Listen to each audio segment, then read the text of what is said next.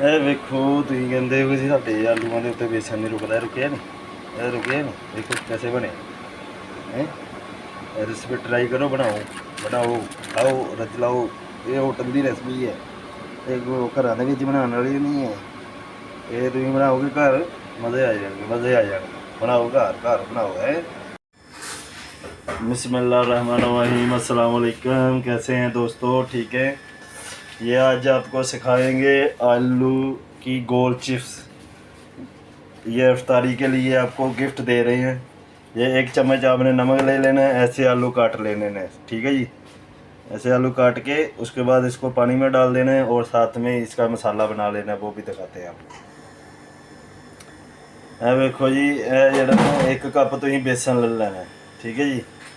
ਇਹਦੇ 'ਚ ਹੁਣ ਕੀ ਇੰਗਰੀਡੀਐਂਟ ਪਾਣੇ, ਉਹ ਮਸਾਲੇ ਜਿਹੜੇ ਪਾਣੇ ਨੇ ਤੁਹਾਨੂੰ ਦੱਸਣੇ ਆ।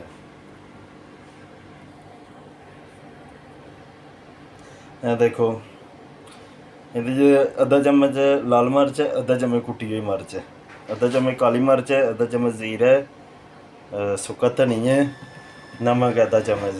ये ਇਹਦੇ ਵਿੱਚ ਪਾ ਦੇਣਾ, ठीक है जी। चैनल में सब्सक्राइब कराया करो, बेल आइकन दबाया करो, कमेंट कराया करो। देखो अल्लाह पाक खैर करे, अल्लाह पाक तुहाडे रिज़्क च बरकत पाए। ਇਹਦੇ 'ਚ ਇਹ ਹੁੰਦਾ कि नेकी कीती हुई काम आंदी है। ਤੁਸੀਂ ਸਾਡਾ ਚੈਨਲ ਸਬਸਕ੍ਰਾਈਬ ਕਰਿਆ ਕਰੋ। ਚਲੋ ਕੱਲ੍ਹ ਨੂੰ ਅੱਲਾਹ ਪਾਕ ਤੁਹਾਡੇ ਕੋਈ ਨਾ ਕੋਈ ਨੇਕੀ ਕੀਤੀ ਕਿਤੇ ਕੰਮ ਆਉਂਦੀ ਹੈ। ਇਸ ਤਰ੍ਹਾਂ ਜਿਹੜਾ ਨਾ ਨਹੀਂ ਹੁੰਦਾ। ਨਾਲ ਕਮੈਂਟ ਕਰਿਆ ਕਰੋ ਅੱਛੇ ਅੱਛੇ। ਅਤੇ ਮੈਂ ਤੁਹਾਨੂੰ ਹੁਣ ਦੱਸਣਾ ਅਗਲਾ ਸੀਨ, ਠੀਕ ਹੈ ਜੀ। ਦੇਖੋ ਮਿਕਸ ਹੋ ਗਿਆ, ਹੁਣ ਇਹਦੇ 'ਚ ਪਾਣੀ ਪਾਉਂਦੇ ਹਾਂ। ਉਹ ਵੀ ਤੁਹਾਨੂੰ ਦੱਸਣਾ ਕਿੰਨਾ ਕੁ ਪਤਲਾ ਰੱਖਣਾ ਅਤੇ ਫਿਰ ਕਿਵੇਂ ਕੱਢਣੇ ਪਕੌੜੇ, ਉਹ ਵੀ ਤੁਹਾਨੂੰ ਦੱਸ। ਇਹ ਦੇਖੋ ਇਹਨੂੰ ਕੋਈ 15 ਮਿੰਟ ਹੋ ਗਿਆ ਜੀ ਇਹਨਾਂ ਨੂੰ ਪਾਇਆ ਹੋਇਆ। ਉੱਧਰੋਂ ਇਹ ਮਸਾਲਾ ਵੀ ਤਿਆਰ ਹੋ ਗਿਆ, ਠੀਕ ਹੈ। ਇਸ ਤਰ੍ਹਾਂ ਤੁਸੀਂ ਮਸਾਲਾ ਤਿਆਰ ਕਰ ਲੈਣਾ। ਜਿਹੜਾ ਪਰਛਾਵਾਂ ਆ ਜਾਂਦਾ ਮੇਰਾ, ਟੈਨਸ਼ਨ ਨਹੀਂ ਲੈਣੀ। ਐਸਾ ਮਸਾਲਾ ਤਿਆਰ ਕਰਨਾ, ਇਹਨਾਂ ਨੂੰ ਇੰਝ ਕੱਢਣਾ ਬਾਹਰ। ਇਹ ਵੇਖੋ ਇੰਝ ਨਹੀਂ ਕੱਢਣਾ, ਇਹਦੇ 'ਚ ਸੁੱਟ ਲੈਣਾ, ठीक है। वीडियो पूरी देख लिया करो, फिर दौड़ लाया करो। पहले दौड़ ला देंगे, कहीं फटाफट बना लीजिए। वीडियो पूरी वेखते नहीं है, समझ तो पूरी आती नहीं है, फिर दौड़ ला देंगे। पहले वीडियो आराम नाल वेख्या करो, फिर उस तो बाद बनाया करो। ये वो मसाले नालों ज़्यादा आलू हो गए ने, ठीक है नहीं। असीं तो बनाई दे ज़्यादा क्वांटिटी दे विच, ये तुहानूं समझाउण वास्ते थोड़ी चीज़ बनाई है थोड़ी क्वांटिटी च।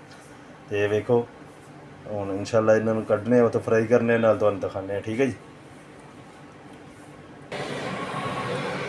ਵੇਖਿਆ ਇਹਨਾਂ ਨੂੰ ਮੈਂ ਮਸਾਲੇ 'ਚ ਪਾਇਆ। ਇਹਨਾਂ ਨੂੰ ਕਮ ਸੇ ਕਮ ਜਿਹੜਾ ਨਾ ਤੁਸੀਂ ਵਾਹਵਾ ਦੇਰ 15-20 ਮਿੰਟ ਮਸਾਲੇ 'ਚ ਰੱਖਣਾ, ਫਿਰ ਇਹਦਾ ਮਸਾਲਾ ਜਿਹੜਾ ਨਾ ਇਹਨੂੰ ਸਹੀ ਤਰ੍ਹਾਂ ਲੱਗਣਾ। ਇਹਨੂੰ ਹੁਣ ਇੰਝ ਮਸਾਲਾ ਲਾ ਕੇ ਇਹ ਵੇਖੋ, ਇਹ ਵੇ ਇੰਝ ਲਾ ਕੇ ਠੀਕ ਹੈ ਨਾ। ਇਹਨੂੰ ਚੈੱਕ ਕਰਨੇ ਆ, ਫਿਰ ਅਗਲਾ ਕਰਨੇ ਨਾਲ ਤੁਹਾਨੂੰ ਦੱਸਣੇ ਅਗਲੀ ਚੀਜ਼ ਐਵੇਂ ਕਰਨੀ ਇਹਦੀ। ਇਹ ਵੇਖੋ ਇਹਨੂੰ ਇਹ ਮਸਾਲਾ ਸਹੀ ਤਰ੍ਹਾਂ ਨਹੀਂ ਲੱਗਿਆ, दूसरे लग लेंगे फिर पाने हैं, सही है ना। देखिए इनू वो दूसरे कड्ढी है, इनू जरा जरा ना मसाला इनू मसाला मैं टाइम थोड़ा लगा तो बनी नहीं सही है। ये देखो क्या बात है, बनी है नहीं, फुली है नहीं। देखो कितनी मोटी जो लग रही, एक आलू पतला जहा आलू है, क्यों फुल गई है, मसाला टाइम लग गया, सही है नहीं। मसाला इहदा टाइट रखना, वीडियो पूरी देख के फिर बनाया करो। है मसाला, हाँ मसाला थोड़ा टाइट होना चाहिए।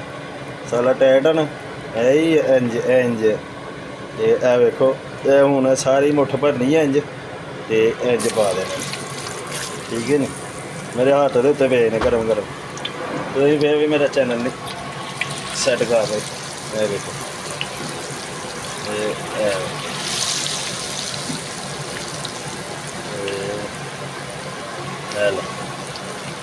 सही है नहीं।